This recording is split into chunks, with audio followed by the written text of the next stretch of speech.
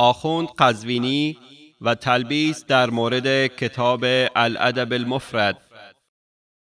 آخوند قزوینی به دروغ میگوید اهل سنت معتقدند تمام روایات کتاب الادب المفرد امام بخاری مورد قبول و اعتماد اهل سنت هستند. و آقایان معتقدند کتاب ادب المفرد آقای بخاری تمام روایاتش معتبره. و آقایان معتقدند کتاب ادب المفرد آقای بخاری تمام روایاتش معتبره.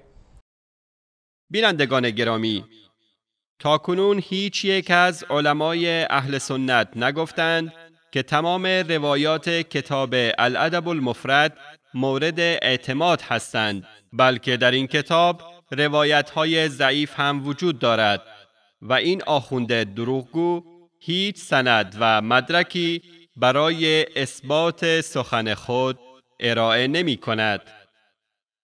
و شاید هم این آخوند بی سواد فرق بین کتاب صحیح بخاری که اهل سنت بر صحت آن اجماع دارند و کتاب الادب المفرد امام بخاری را نمی داند. این شبکه در جهان پخش میشه و مردم دارن میبینن. عذر میخوام، مردم گوسفند نیستن که هرچه شما بگید اینها قبول کنن. مردم عقل دارن، شعور دارن. برای شعور مردم احترام بگذارید. حالا من نمیدونم حماقت حدی داره آقای محسن، اینا واقعا در این قضایا از حد گذراندن.